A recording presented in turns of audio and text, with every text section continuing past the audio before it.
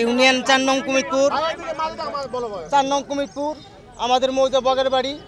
আমাদের দীর্ঘদিন থেকে এখানে মার্ডার মামলা আমার 4 ভাই ঢুকতেছে 2008 সাল থেকে। ওনারা হাজতি কোনো জামিন পাইছেন না, হাজতি বয়সে এবং জেলখানা আছে, এখন পর্যন্ত আছে কয়াতি। ওনার থাকার পর দীর্ঘদিন ধরে আছে, আমাদের সাথে যোগাযোগ হয়, ওনারা সুস্থ আছে। আজকে আমাদের জুম্মার পরে তো নামাজ থেকে আমরা মসজিদে বার হয়ে বাসায় গেছি। বাসায় যাওয়ার পর আমরা টিভিতে দেখি যে আমাদের বাহারাম মৃত্যু, সে কী কারণে মৃত্যু হলো, উনি কি মানে অসুস্থ মৃত্যু হলো না এখানে কোনো দুর্ঘটনায় মৃত্যু হলো, এটা আমরা জানি না। কিন্তু আমরা তারপরে শিওর হয়ে তারপরে আমরা এখানে আসলাম, দেখি ওখানে আমরা টিভিতে দেখি বাহারাম দিছে বাবার নাম, বাহারাম পিতা বাহাদুর। তখন আমরা সক্ষম হয়েছি, তখন আমরা নম্বর এই মাত্র আসলাম। আসার পর এখানে জেলগাড়ি ঢুকলাম, পুলিশকে জিজ্ঞেস করলাম, ওনারা বললো আপনারা ভিতরে থাকেন। থাকার পর আপনারা সাথে কর্মকর্তা কথা বলবে, তারপরে আপনারা কি হবে না হবে এখনও বলেনি। ওনারা জেলে আছে 2008 সাল থেকে মার্ডার মামলায়। ওনার বয়স 55 হবে না, 55।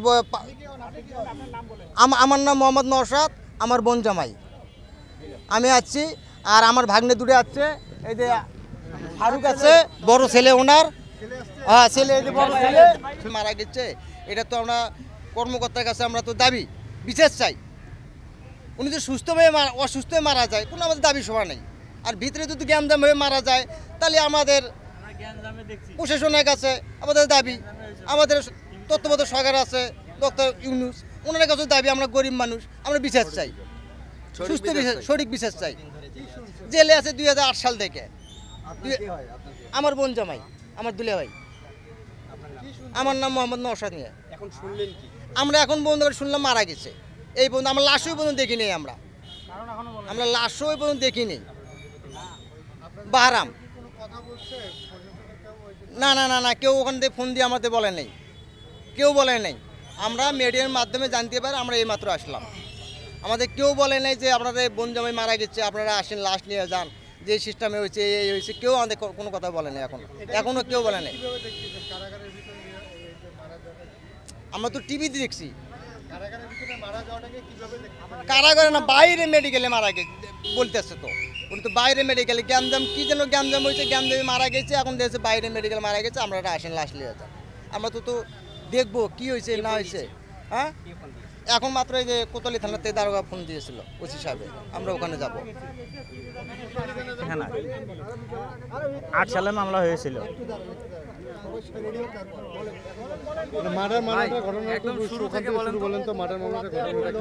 মার্ডার মামলার ঘটনা আমি নিজে জানি না। উনি তখন ছোড়ো রাতের বেলায় মামলা হয়েছিল, মার্ডার হয়েছিল। কে বা আরাম আসছে, কিন্তু ওটা তত্ত্বাবধায়ক সরকার ছিল। এই যে আসামি তো অনেকই ছিল, 26 জন আসামি ছিল। রাত্রের বেলায় মার্ডার হয়েছিল। সেই সূত্র ধরে ওরা 8 সাল থেকে আছে জেলখানা। এখানে আমরা আমাদের কাছে ফোন দেয়, আমরা আসি যাই, কীরকম আছে এরা জানায়। আজকে আমরা নামাজের পর জানলাম যে ওনার নাকি মৃত্যু হয়েছে। এখানে খবরে পাইলাম টিভিতে। জানেন কি কারণে মৃত্যু হয়েছে এখনো আমরা জানি না। তা না, এখান থেকে কেউ ফোন বলেনি। খবর দেখে আসলাম আমরা। ফারুক, ওনার নাম ফারুক। আমার নাম ফারুক। আরিফুল, এই যে আমার ভাই এখানে আরিফুল, ওনার 4 ছেলে আছে। ঠিক আছে। প্রথম সেটা হচ্ছে যে আপনারা শুনেছেন, কারোর সাথে আমার কথা হয়েছে। 2 জন যাবজ্জীবন কারাদণ্ডপ্রাপ্ত, তাদের মধ্যে আসলে এই কথা কাটাকাটি থেকে শুরু করে মারামারিটা শুরু হয়। একজন ঝাড়ু দিচ্ছিলেন, আরেকজন হচ্ছে আমরা গাছ থেকে আমরা পাড়ছিলেন। তো যিনি আমরা পাড়ছিলেন তিনি একটা ছোট্ট কাঠের টুকরো যেটা ওটা দিয়ে ছুঁড়ে মারছিলেন। তো গাছের পাতা ডাল এগুলো পড়ছিল।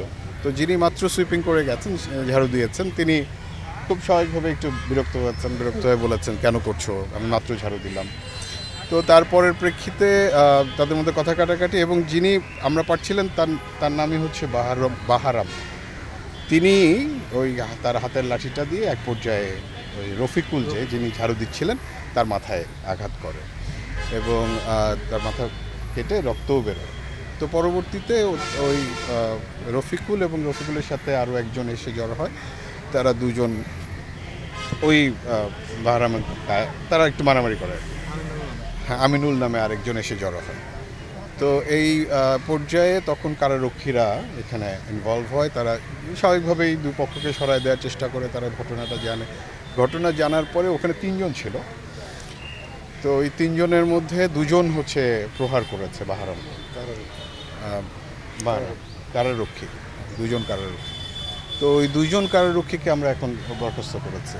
তো তাকে যখন প্রহার করা হচ্ছিল তখন সে বলেছে আমি কিন্তু হৃদরোগের পেশেন্ট, এই ধরনের একটা কথাও আমরা শুনেছি। তো পরবর্তীতে তাকে যখন সে যখন বলে যে আমি অসুস্থ বোধ করছি, তাকে তখন জেল গেটে নিয়ে আসা হয়। ওখানে তাকে যে হেড নার্স আছে তিনি তাকে চেক করেন। তার তখন বিপি পালস কিছু সে পায় না।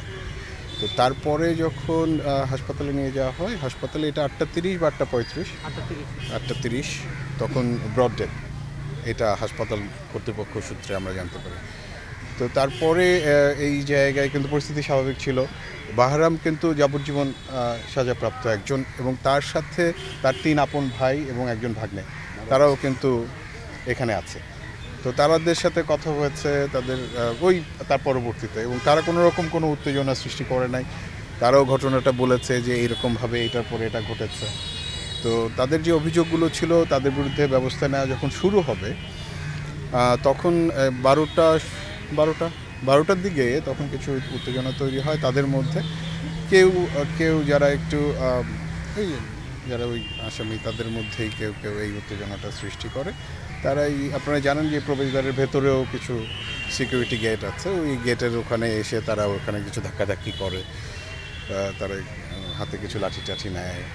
তো এই জায়গাটাতে তখন ইউজুয়াল যে কারার অভ্যন্তরের যে নিরাপত্তা ব্যবস্থা, সেই নিরাপত্তা ব্যবস্থার কিছু প্রসিডিওর আছে, সেই প্রসিডিওরগুলো তারা অনুসরণ করে এবং এক প্রেক্ষিতে তারা বাইরে গিয়ে তাদের অবস্থান নেয় যাতে পালাতে না পারে যদি এ ধরনের কোনো সিচুয়েশন হয়, কারণ তাদের মোটিভটা ওরকমই ছিল। তো তারপরে তাদের অবস্থানে গিয়ে তারা কিছু ফাঁকা গুলি টুলি ছড়ে বোঝানোর চেষ্টা যে আমাদের সব জায়গায় সব দিকে আছি। তো আমরা খবর পাই, আমি খবর পেয়েছিলাম তখন 12:12। তো আমরা তো চলে আসছি, আমি এবং পুলিশ সুপার মহোদয় আমরা চলে আসছি। আমাদের পরে বাকিরা এসছে এবং খুব তড়িৎ এসছে, কিন্তু এটা 1-2 মিনিটের ব্যবধান। আর সেনাবাহিনী চলে এসছে, সেনাবাহিনীতে একটা ইউনিট এখানেই থাকে আপনারা জানেন। তো তারা চলে আসছে, ব্রিগেডিয়ার একজন আসছেন হুমায়ুন, উনি চলে আসছেন। তারপরে তো একটু পরে জিওসি স্যারও আসছেন, আমাদের মেট্রো পুলিশও চলে আসছে। খুব দ্রুত আমাদের রেসপন্সটা ছিল এবং আমরা যখন ভেতরে যাওয়ার পরে কিন্তু তাদের কথাবার্তা খুব স্পষ্ট হয়ে যায়। তারা বলে যে আমরা বিচার চাই। তো এটা খুব যৌক্তিক চাওয়া। তো আমরাও একই বলেছি যে আমরাও আসলে বিচারই চাই যদি এটা এই ধরনের ঘটে থাকে, যা ঘটেছে তার প্রেক্ষিতে। তো আমি আজকে একটা রিপোর্ট দিব, আমাদের অবস্থান থেকে আমরা জানাবো। আর অভ্যন্তরীণ যে বিষয়গুলো আছে সেগুলো নিয়ে আপনারা অবগত আছেন যে বিভাগীয় কমিশনার স্যার দীর্ঘক্ষণ ভিতরে ছিলেন, তিনি কথা বলেছেন। বিভিন্ন পর্যায়ে যারা ভিতরে আটক আছে তাদের সাথে কথা বলেছেন। আমরা তিস্তা ভবন বা অন্যান্য ভবন যে ভবনগুলো আছে সেই ভবনগুলোর যারা আছে তাদের সাথে কথা বলেছি, বিভিন্ন ইস্যুতে কথা হয়েছে এবং তার প্রেক্ষিতে কিন্তু আমরা সুরক্ষা সেবা সচিব স্যারকেও বিষয়গুলো অবগত করেছি। এখানে অন্যান্য যেই ব্যত্যয়গুলো উঠে এসছে সেগুলো নিয়েও কিন্তু কথা হয়েছে। তো আমাদের ওই 2 জন কারারক্ষিত সাসপেন্ড করা হয়েছে। স্যার একটু ছোট করে বলবেন এই 2 জন প্রহার তাদের প্রহারেই মারা গেছে বিষয়টা এরকম করে বলা হচ্ছে, কিন্তু ওই যে প্রথমে কিন্তু মারধর শুরু হয়েছে তাদের নিজেদের মধ্যে, তারপরে প্রহার করছে কারারক্ষী। সে তো আসলে লাঠিচার্জ করেছে ছত্রভঙ্গ করার জন্য, এবং ছত্রভঙ্গ করার পরের বিষয়গুলো আসলে তদন্ত না করে আমি বলতে পারবো না, ওগুলো তদন্তে আসতে হবে। এই সুরথাল রিপোর্টে আমরা পেয়েছি যে ডিসিজড হয়েছে তার সুরথাল রিপোর্ট আমরা পেয়েছি। সেখানে আমরা ছোট ছোট কিছু পেয়েছি, আঘাতের ছিল ছোট ছোট, একটা ভুরুর উপরে আরেকটা মাথায় ছোট ছোট, ওরকম গভীর কিছু, গুরুতর কিছু না। কিন্তু পোস্টমর্টম রিপোর্ট ছাড়া তো আমরা আসলে বলতে পারবো না। তদন্ত কমিটি হয়েছে কি স্যার? তদন্ত কমিটি বলতে আমি যে রিপোর্টটা দিব সেই রিপোর্টটার জন্য আমাকে এখানে যেহেতু ডাক্তার ছিল, এখানে কিন্তু কারা অভ্যন্তরে ডাক্তার আছে, সহকারী সার্জন সে উপস্থিত ছিল, তারপরে যে হেড নার্স সে উপস্থিত ছিল। তো আমি ওই ডাক্তার প্রতিনিধি একজন রেখেছি, যেহেতু মেট্রোপলিটন এলাকায় মেট্রোপলিটন পুলিশের একজন রেখেছি, আর আমার ম্যাজিস্ট্রেটরা তারা মিলে তারা বিভিন্ন জনের সাথে কথা বলে যে প্রাথমিক যে রিপোর্টটা পাঠানো সেই রিপোর্টটা পাঠাবো। আর কারা অভ্যন্তরে যে কোনো কিছু যখন ঘটে এটা আসলে আরও উচ্চ পর্যায়ে কমিটি হয়, আর উচ্চ পর্যায়ে কমিটি হয়ে সেটা বাস্তবায়নে যাবে। আর আপনি অবগত যে আমি তো বললাম বিভাগীয় কমিশনার স্যার দীর্ঘক্ষণ ভিতরে ছিলেন, তিনি নিজেও সচিব স্যারের সাথে কথা বলেছেন এবং উপরে ঊর্ধ্বতন মহলে আমরা কিন্তু জানিয়েছি বিষয়গুলো। তো আমরা আশা করছি যে খুব দ্রুত সব কিছু। আমি সব প্রশ্নের উত্তর দেবো, কিন্তু বাবা আপনাদের সহযোগিতা চাই আমি।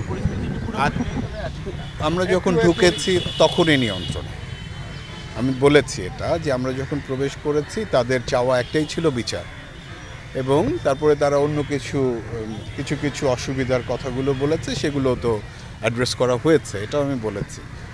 আর যেটা আপনি বলেছেন 8:20 তার প্রথম বিপি পালস চেক করা হয়েছে, যেটা জেলখানার ভেতরে অভ্যন্তরীণ গেটে, সেখানে এগুলো পাওয়া যায়নি, এবং 8:30 যখন হাসপাতালে পাঠানো হয়েছে তখন ব্রড ডেড এসছে। আর কোনো প্রশ্ন?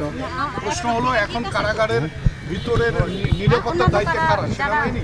না, সেনাবাহিনী নিরাপত্তার দায়িত্ব না। সবাই ঠিক আছে, পরিস্থিতি খুব স্বাভাবিক। আমরা যখন ঢুকেছি তখনই স্বাভাবিক, তারা শুধু দাবি করেছে বিচারের।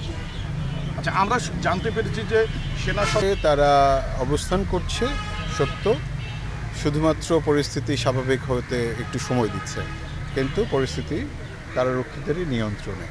যেহেতু 2 জন কারারক্ষীকে বরখাস্ত করা হয়েছে, অন্যান্য কারারক্ষীরা তাদের স্বাভাবিক কার্যক্রম যেন পরিচালনা করতে পারে সেই জন্য সাময়িকভাবে তারা আছে।